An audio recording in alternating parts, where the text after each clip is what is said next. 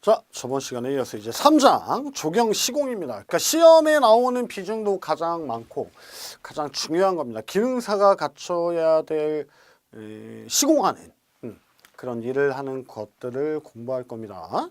그래서 조경 시공.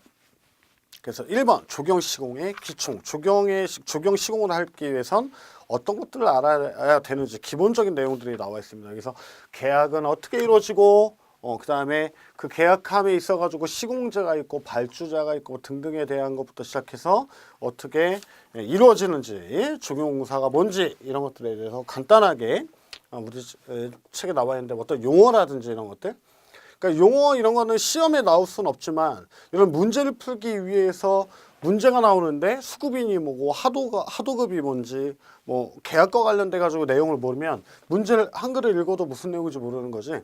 기본적인 용어들을 머릿속에 기본적으로 알고 있어야 되는 내용들입니다. 자, 조경 시공의 뜻 보시면 조경 시공이란 뭐 시험에 나오는 건 아니지만 조경 설계 도면, 누가 현장에서 계획을 하고 측량을 해가지고 설계 도면을 만들어 왔어. 그거대로 똑같이 현장에서 구현해내는 거지. 실제로 현장에서. 그게 시공이에요. 그래서 도면의 내용을 실제로 만들어내는 일입니다. 그래서 설계 도면, 시방서, 그 다음에 내역서, 법규와 규제 이런 것들을 확인해가지고 나의 어떤 기술, 시공 기술과 시공 관리 기술을 바탕으로 일을 하는 거죠. 그 내역서에 나온 금액 그대로, 그죠? 그래서 조경 시공의 목적은 아름다움을 구현하면서 인간의 이용에 대한 적합한 구조와 기능을 가지도록 하는 것입니다. 용어를 한번 볼까? 건설 및 시공 용어. 건설업은 건설공사를 수행하는 업을 하는 거, 업이라고 하고, 건설업자 그러면 그 업을 시행하는 사를, 그 건설업을 하는 자를 말하는 거고, 건설공사는 건설공사 그러면 여러 가지 토목, 건축, 설비, 조경, 전기, 통신 이런 것들이 다 어때? 건설공사 안에 포함되는 거예요. 그죠? 도급이란 건 원도급, 하도급, 위탁, 기타 명칭의 여하를 불과하고 건설공사를 완성할 것으로 내가 발주자한테 계약을 하고 그 일을 하는 그거를 도급이라고 합니다. 그러니까 그 도급 계약을 맺는 거예요. 그죠? 야, 이 설계대로 이렇게 해줄래? 라고 하고 금액을 얼마야? 라고 나랑 그 발주자와 어때? 계약 사인을 하는 거죠. 하도급은 도급을 받은 건설공사의 전부 또는 일부를 그 밑에 도급을 받은 사람이 내가 안 하고 그 다른 사람의 제3자한테 어때? 넘기는 거지. 도급받은 건설공사의 전부 또는 일부를 도급을 하기 위해서, 내 시공을 하기 위해서 제3자와 또 하는 거예요. 그러니까 이런 경우야. 예를 들면 그러니까 하청금 준다 그러잖아. 우리가 흔히 말하는, 그죠? 예를 들면 어떤 공원을 조성하기로 했는데 나는 나무 식재하고 이거를 내가 도급을 계약을 했단 말이야. 발주자하고 어디 시나 군하고 계약을 했는데 나는 조경 시설물 설치하는 것만 할 줄 알지 나무 식재하는 거 이런 거 못해. 그러면 내가 전체를 도급받았지만 나무를 식재하고 나무를 갖고 와가지고 식재하고 이런 것들은 그 전문 회사가 있을 거 아니야. 걔랑 나랑 또 그거를 하기 위해서 그 회사랑 나랑 어때? 계약을 하는 거죠. 그죠?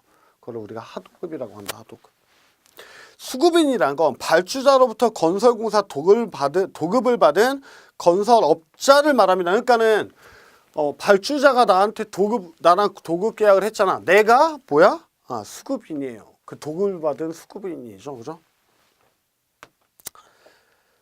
하수급인은 수급인으로부터 건설공사를 하도급 받은 그 밑에 있는 사람을 밑에 있는다기보다는 그러니까 피라미드로 굳이 그려보면 발주자야. 그죠? 발주처. 발주자가 있겠죠? 그 다음에 도급을 받은 사람인가? 도급. 건설업자겠지. 얘를 수급인이라고 하는 거고 그 밑에 뭐야? 하도급. 전체를 줄 수도 있고 아니면 일부를 줄 수도 있고 얘가 또 밑에를 또 줄 수도 있어요. 그죠? 또 하도에 하도급을 주는 거죠. 그죠? 그래서 얘네들을 우리가 수급인이라고 하는 거고. 일을 하는 사람들을 다 여기도 수급인, 수급인이야. 근데 도급을 받은 사람이 안 하고 하도급을 전체 줬다 그러면 얘가 수급인이 되는 거죠. 그죠? 근데 이런 문제, 얘네들은 어떤 문제를 이야기하고 있어, 지금? 발주자가 1억에 줬다면 얘도 좀 중간에 떼어 먹어야 되고, 얘도 떼어 먹어야 되고, 떼어 먹어야 되니까 실제로 공사에 투입되는 그, 어때? 금액이 작아지잖아요. 그 어떤 공사의 품질이 떨어진단 말이야, 하도급이란 게. 그래서 지금은 굉장히 규제라든지 이런 것들 굉장히 많이 있습니다. 그래서 요즘에 어떻게 하냐면 발주처에서 아예 도급 계약을 할 때 어떤 식으로 계약을 하냐면 공원을 조성한다 그러면 여기에 건축물도 들어갈 것이고 그 다음에 뭐 시설물도 들어갈 것이고 식재도 할 것이고 막 여러 가지 다양한 게 있잖아. 그러면 얘네들이 아예 컨소시엄을 해가지고 이 세 가지 회사, 일반 조경회사, 식재하는 회사, 시설물 회사 얘네들이 같이 조인해가지고 같이 어때? 도급을 맡깁니다. 그래서 여기 있는 일반 전체 조경공사는 조경업자가 하고 식재는 식재하는 사람이 하고 금액을 아예 나눠주는 거야. 하도에 하도를 못 주도록 그런 식으로도 하기도 합니다.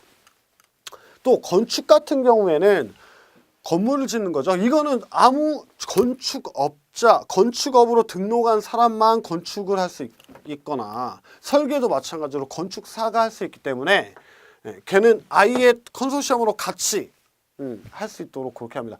조경이라고 해서 거기에 건물이 들어간다고 조경업자에 주면 이 조경업자는 건축물을 지을 수 없기 때문에 하도급을 당연히 줄 수밖에 없는 상황이잖아. 그런 상황을 아예 만들어버리지 않는 거죠. 그죠? 301페이지 시공 인적 용어 사람이에요. 시공주라는 거는 공사의 시공을 의뢰하는 주문자 또는 발주자를 시공주라고 합니다. 그래서 군에서 종로구에서 받았다 그러면 종로구가 시공주가 되는 거죠. 직영공사란 거는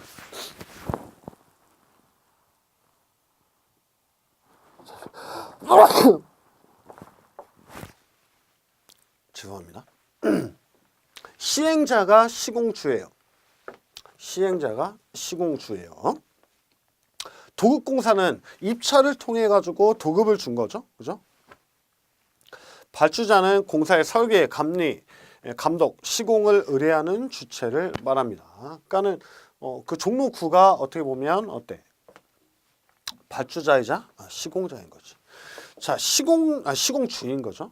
시공자는 시공주가 시켜갖고 일을 실제로 하는 사람을 시공자라고 합니다.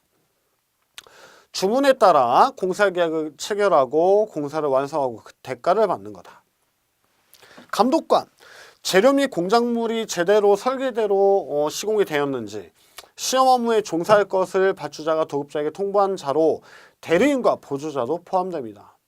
발주자를 대신해서 공사 현장을 지휘 감독하고 현장 대리인은 아마 여러분들일 거예요. 조경기사나 조경산업기사, 조경기능사. 여러분들 현장에서 시공공사업자를 대신하여 현장에서 상주하는 책임 시공기술자를 말한다. 그래서 우리가 상주, 현장 대리인, 비상주도 있고, 그죠? 비상주는 없지. 상주. 감리가 상주가 있고 비상주가 있죠. 감리는 현장에서 상주 감리는 현장에서 계속 공사 시공할 때 있으면서 하나하나 다 체크해가지고 설계대로 제대로 되고 있는지 다 감독하는 게 감리하는 게 상주 감리고 비상주 감리는 시공할 때 계속 가 있는 게 아니고 특정한 그런 중요한 시공을 할 때 예를 들면 레미콘을 친다, 공구를 친다고 하지? 공구를 친다라든지 아니면 어떤 목재가 들어와서 어떤 골격을 맞는다라든지 그럴 때 와가지고 재료 검수라든지 시공할 때 어떻게 제대로 하고 있는지를 가끔 쉽게 얘기하면 가끔 와가지고 주요 공정에 대해서 감리하는 게 비상주 감리예요. 그래서 뭐 예를 큰 공사 같은 경우 이런 것들은 거의 대부분 다 감리인데 감리도 한 사람이 아니고 감리단이 상주하잖아요. 그죠? 그래서 그 현장 사무실 옆에 감리 사무실이 따로 있기도 하고 그렇죠? 감리제도와 감리자 밑에 제가 나와 있네요. 좀. 감리는 건축, 토목, 조경공사 등이 이루어질 때 그 공사가 설계대로 이루어지는지를 확인하는 것을 얘기한다. 감리자는 품질관리, 안전관리 등 기술 지도를 해야 되고 공사의 발주자의 위탁에 따라 발주자가 야 이런 것들을 좀 많이 봐. 이거 되게 중요하니까 그럼 가서 그거를 체크하고 사진 찍고 실제로 그렇게 했다고 발주자한테 보고하는 겁니다. 사실 발주자가 직접 해도 되는데 그거를 전문가한테 의뢰를 하는 거죠. 그죠? 감리자한테.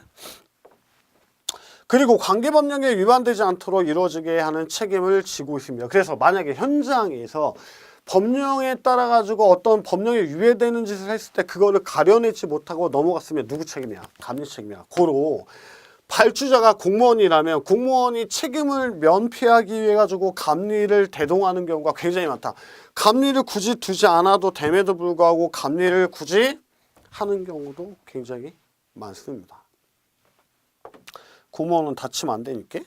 관계법령에 위반되지 않도록 해야 된다. 발주자를 대신해서 공사 감독하는 것이 바로 감리입니다.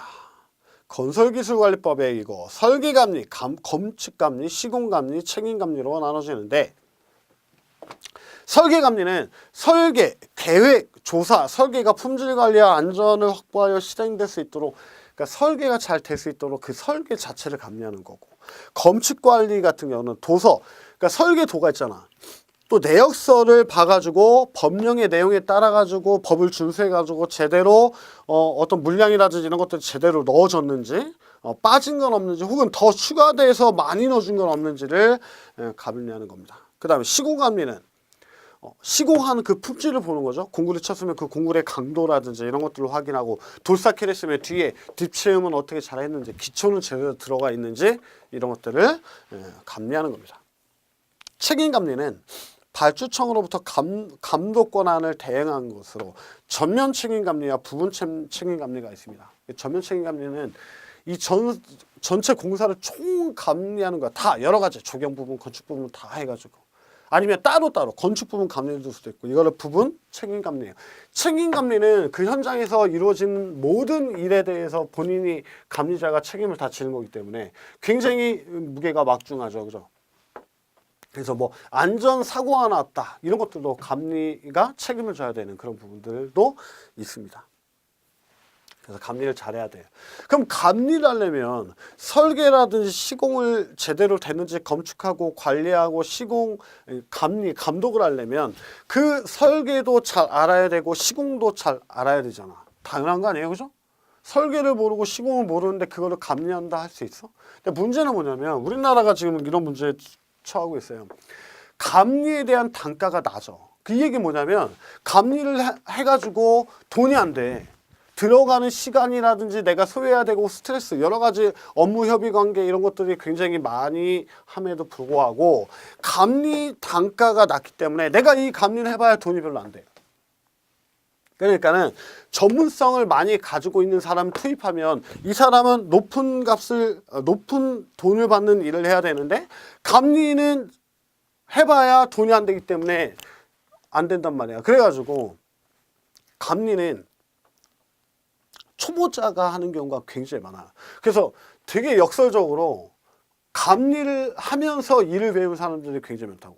그러니까 여러분도 취업을 했단 말이야. 그럼 나한테 주어지는 업무가 감리인 경우가 굉장히 많아요.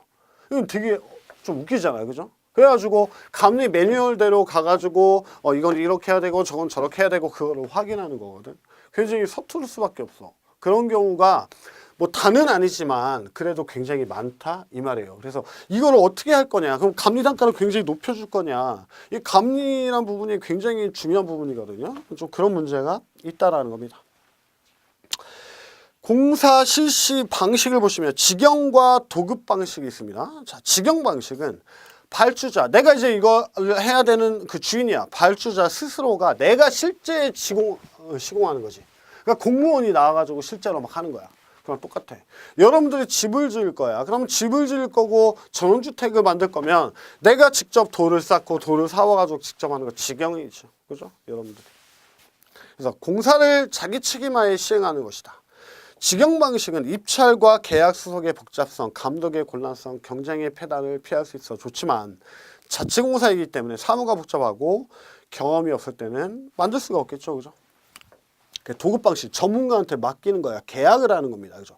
도급 계약을 하는 거죠.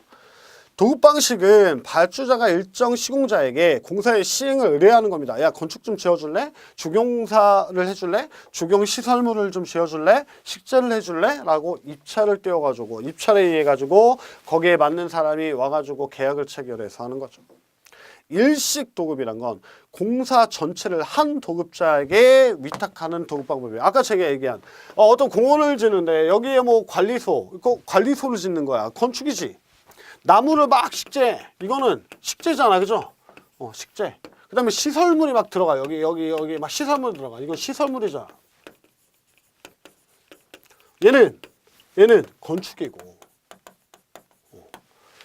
이걸 한 사람한테 맡기는 거야. 이 세 가지를 다 할 수 있는 사람은 거의 대기업, 뭐 큰 건설회사 이런 데 뿐이 밖에 없잖아.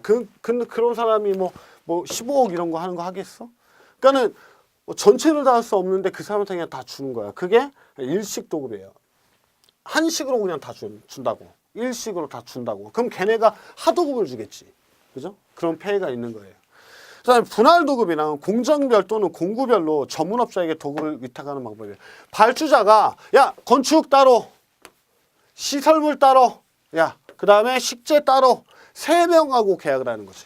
그래가지고 따로따로 왔습니다. 이거는 장점이 전문업자한테 줄 수 있는 장점이 있겠지만 오고 가는 서류라든지 이런 얘네들이 전체를 총괄해가지고 지휘하고 여러 가지 변경도 일어나고 유기적으로 협조가 이루어져야 되는데 그게 좀 힘든 경우도 있겠죠. 그래서 컨소시엄을 하기도 해. 컨소시엄.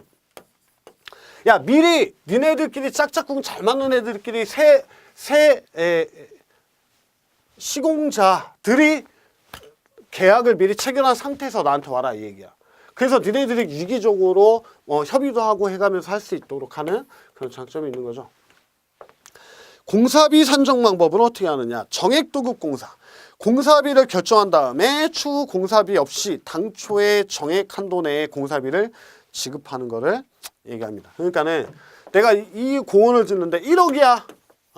정액이야. 그냥 1억에서 더 늘어나지도 더 적지도 않아지는 거죠. 근데 이런 경우는 거의 없어. 왜 그러냐. 설계라는 거는 현장에 70%만 맞아도 굉장히 잘 된 설계예요. 실제로. 측량을 하든 뭘 하든 간에 70%만 맞아도 이 설계 도면이 실제와 어떤 경우냐면 기본적으로 땅을 파는데 설계는 땅에 얼만큼 파면은 안반이 있고 흙이 있고 이거에 따라 가지고 파는 거에 대한 돈이 틀려지는데 일반 까봤더니 이게 뭐 지금 설계서는 60cm라고 그랬는데 까봤더니 막 80cm인 데도 있고 90cm인 데도 있고 10cm 있는 데도 있어.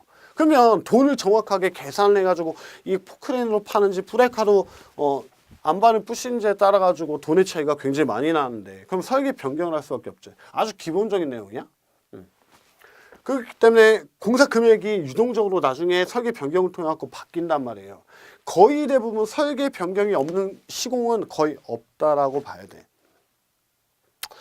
단가 도입 계약 보시면 재료, 노임 등의 단가를 확정하고 공사 완료 후에 실시 수량을 결정하여 결정된 단가에 의해 공사비를 산정하는 방법입니다. 이게 정액을 야 이거 얼마야 딱 하고 그걸로 끝내는 거고 단가 도급이 거의 대부분인데 실제로 노임이나 단가 이런 거를 계산을 하고 공사 완료 후에 그 수량을 결정해. 나중에 좀 변동이 있고 막 바뀌겠죠. 그거에 맞춰가지고 설계 변경을 해가지고 돈을 유동적으로 해가지고 더 많이 줄 수도 있고 더 적게 줄 수도 있는 거지. 한 만큼에 따라가지고. 실비정산 같은 경우가 시공사가 제일 싫어하는 거지. 남겨먹을 수가 없기 때문에. 왜? 공사비의 실비를 기업주와 도급자가 확인 정산해. 그 다음에 시공자는 미리 정한 보수율에 따라 도급자에게 그 보수액을 받는 거야. 이 얘기 뭐냐면 돌이 들어갔다 그러면 돌 들어가는 실제 비를 주는 거지. 남기는 게 없는 거야. 대신에 그 다음에 뭐 인력이 100명이 들어왔다 그러면 100명에 대한 인건비를 딱 실비정산해서 주는 거예요. 그러면 내가 시공 책임주는 나한테 남는 게 없잖아. 그거를 일정한 거에 이 전체 공사비의 10% 혹은 15%를 나한테 내가 그 수고비, 쉽게 얘기하면 그 수수료를 내가 받는 거죠. 그러니까 좀 유동적이지 않잖아요. 그죠? 그러니까 뭐 기름값 쓴 거 딱 정산해가지고 그것만 주고 이렇기 때문에 좀 빨리빨리 하고 이래가지고 더 남겨먹는 이런 맛이 없는 거지. 그죠? 실비, 도급 계약이다. 그래서 두 번째 줄에 보시면 실비정산의 장점은 보수가 보장되어 양심적인 시공할 수 있지. 나는 잘하든 이게 근데 잘해도 못해도 받는 돈은 똑같단 말이야. 공산주의랑 똑같잖아. 공산주의는 한 만큼 버는 게 아니고. 그러니까 안정적으로 나는 뭘 해도 이걸 받아. 그래서 뭐 할 수 있다. 뭐 골치가 안 아프다 이 얘기지. 그런 장점이 있는 반면에 공사기일이 지연되는 데가 있어. 빨리 하든 천천히 하든 받는 돈은 똑같은데 뭘 빨리 해 천천히 해. 뭐 사람 50명 써도 될 거야. 100명 써. 뭐 내가 돈 주는 것도 아닌데 내가 주는 건데 그죠? 이런 경우도 있고. 근데 그렇기 때문에 공사비 절감에 대한 노력이 없지. 50몇 명 써갖고 빨리 딱 해도 되는데 100명 써. 왜? 얘가 발주자가 너 돈 줄 건데? 내가 주는 게 아니잖아요. 그죠? 그런 단점이 있는 거다.